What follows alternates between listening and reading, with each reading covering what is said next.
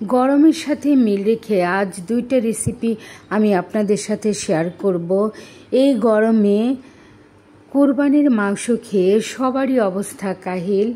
দেখতে পাচ্ছেন আমি এখানে কেটে নিয়েছি চাল কুমড়া কুচি কুচি করে কেটে নিয়েছি, কেটে ধুয়ে পরিষ্কার করে নিয়েছি। দেখতেই পাচ্ছেন এগুলো আমি ছোট মাছ দিয়ে ভাজি করব। এই তো ছোট মাছও কেটে ধুয়ে পরিষ্কার করে নিয়েছি। আর নিয়েছি পেঁয়াজ কাঁচামরিচ, এই তো বেশি করে পেঁয়াজ কাঁচামরিচ কেটে ধুয়ে পরিষ্কার করে নিয়েছি। ওদিকে আমি চুলায় টক ডাল বসিয়ে দিয়েছি। ডাল বসিয়ে এখানে পেঁয়াজ দিয়ে দিলাম, কাঁচামরিচ দিয়ে দিলাম, আদা রসুনের পেস্ট দিয়ে দিয়েছি, দিয়ে দিচ্ছি হলুদ মরিচ ধনিয়ার গুঁড়া খুবই সামান্য, ডালে তো অত বেশি মশলা দেওয়া যায় না। এই তো এগুলো দিয়েছি লবণ। এখানে আমি যেহেতু আদা ফ্রোজেন করা তাই ওখানে একটু পানি দিয়ে ডালের মধ্যে দিয়ে দিলাম আদা রসুনের পেস্ট। এদিকে প্যানের মধ্যে এটা আমি প্রেসার কুকারে ডালটা বসিয়ে দিলাম। এদিকে প্যানের মধ্যে আমি তেল দিয়ে দিলাম, আমি সরিষার তেল ইউজ করছি। এই তো সরিষার তেল দিয়ে দিলাম। এখন এই ছোটো মাছের সাথে একটা একটু বড় বাটা মাছ ছিল, ওটাকেও আমি একটু কেটে হলুদ মরিচ ধনিয়ার গুঁড়া দিয়ে মেখে একটু আদা রসুনের পেস্টও দিয়েছি, মেখে ভেজে নিচ্ছি। এই যে মাছগুলো কিন্তু আমি ভেজে নিচ্ছি, সব ধরনের মশলা দিয়ে মেখে মাছগুলো আমি খুব সুন্দর করে ভেজে নিব। এক পিঠ হয়ে গেলে খুব সুন্দর করে আরেক পিঠ উল্টে দিব। যেহেতু আমি একটু মুচমুচে করে ভাজবো, একটু মুচমুচে করে ভাজলে যে কোনো সবজি ভাজির সাথে যদি আমরা এটা দিই, এই মাছগুলো খেতে ভীষণ মজা হয়, খুবই মজার। এই তো অপর পাশ উল্টে মাছগুলো ভেজে নিলাম।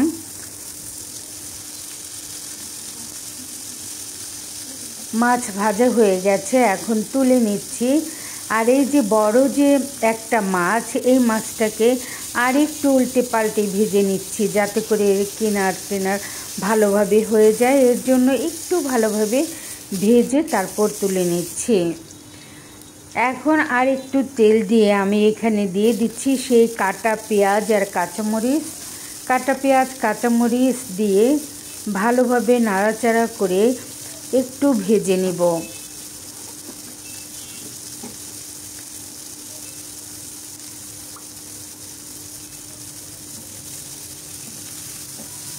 এই তো নাড়াচাড়া করে তেলের সাথে ভেজে নিচ্ছি। এখানে শুধুমাত্র পেঁয়াজ আর কাঁচামরিচ দিয়েছি, দিয়ে দিলাম পরিমাণ মতো লবণ, দিয়ে দিলাম হলুদ মরিচ ধনিয়ার গুঁড়া খুবই সামান্য, দিয়ে দিলাম আদা রসুনের পেস্ট,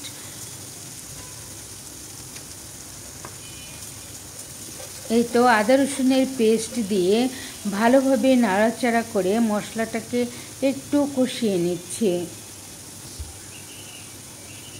এখানে আমি দিয়ে দিলাম জিরা পাউডার, এটা ভাজা জিরার গুঁড়া নয়।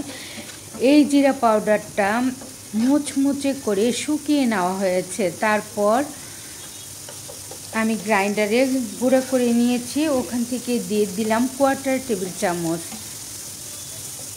আমি সব মশলা আগে থেকেই দিয়ে দিলাম যাতে করে সবজির সাথে একদম সুন্দরভাবে মিশে যায়, খেতেও মজা হয়।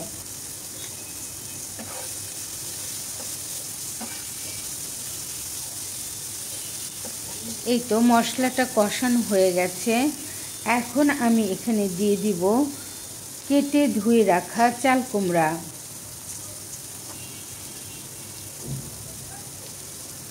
আমি মশলাটা একটু ভেজে ভালোভাবে কষিয়ে নিয়েছি। এই তো এখন দিয়ে দিচ্ছি চাল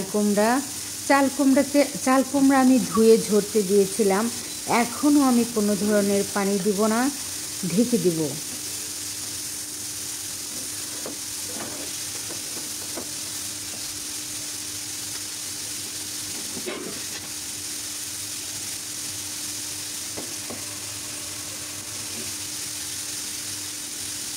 ঢেকে মিডিয়াম টু লো আঁচে আমি রান্না করতে থাকবো। একদম লো করে দিব না, নইলে পানি উঠবে। আবার একদম হাই হিটেও দিব না, পুড়ে যাবে। মিডিয়াম টু লো আছে ঢেকে আমি কিছুক্ষণ রান্না করে নিচ্ছি।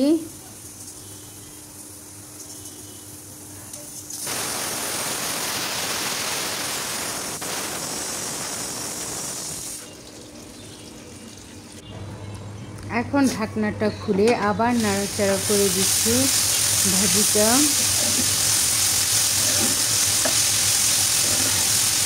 এই ভাজি হতে সময় লাগে না, প্রায় সিদ্ধ হয়ে গেছে।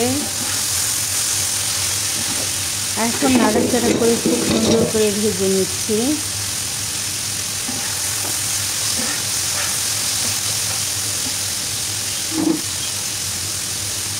এখানে আমার সব ধরনের মশলাই দেওয়া আছে, দেখতে পেয়েছেন।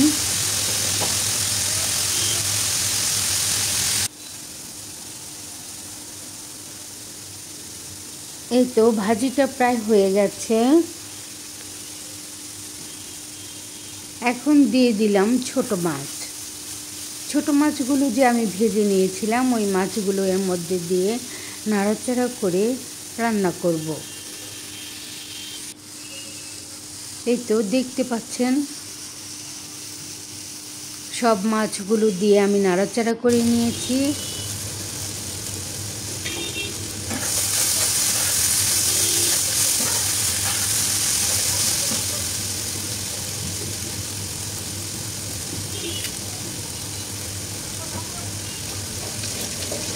এদিকে আমি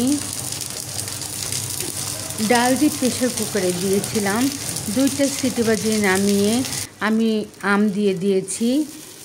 এদিকে কড়াইতে আমি পেঁয়াজ রসুন দিয়ে বাগার দেওয়ার জন্য দিয়ে দিয়েছি। সরিষার তেলের জন্য কিছুই দেখা যাচ্ছে না, সরিষার তেল শুধু ফেনা চলে আসতেছে। এখানে আমি দিয়েছি শুকনো মরিচ আর পেঁয়াজ রসুন। খুব সুন্দর করে গোল্ডেন ব্রাউন করে আমি পেঁয়াজগুলো ভেজে নিয়েছি। এখন এর উপরে আমি ডালের উপরে আর কি ঢেলে দিব। দেখতে পাচ্ছেন ডালটা হয়ে গেছে। এটা আম ডাল, দেখতে পেয়েছেন আম দিয়েছি আমি। এই তো এখন ডালটা নামিয়ে নেব। এই তো আম দিয়েছিলাম, খুবই মজাদার ডাল। এই তো ভাজিটাও আমার হয়ে গেছে। এখন ওপর থেকে আমি কিছুটা ধনেপাতা দিয়ে দেব। আমি যে ধনেপাতাটা দিচ্ছি একদম ফ্রেশ ধনেপাতা, ছোট ছোট একদম দেশি, খুবই মজার ছিল পাতাটা, খুব সুন্দর। এখন ওপর থেকে আমি কেটে কেটে ধনেপাতাটা দিয়ে দিব। অল্প করে ধনেপাতা দিয়ে দিচ্ছি, সিজন ছাড়া আমি একটু কম করে ধনেপাতা দিই, তা না হলে একটু কেমন যেন গন্ধ আসে, এই জন্য আমার কাছে মনে হয় আর কি। এর জন্য আমি একটু কম করে ধনেপাতা দিই। এই তো ধনেপাতা দিয়ে আমি ভাজিটা এখন নামিয়ে নিব। আমার রান্না হয়ে গেছে। আমার পাশে থাকার জন্য সবাইকে অসংখ্য অসংখ্য ধন্যবাদ। আসসালামু আলাইকুম।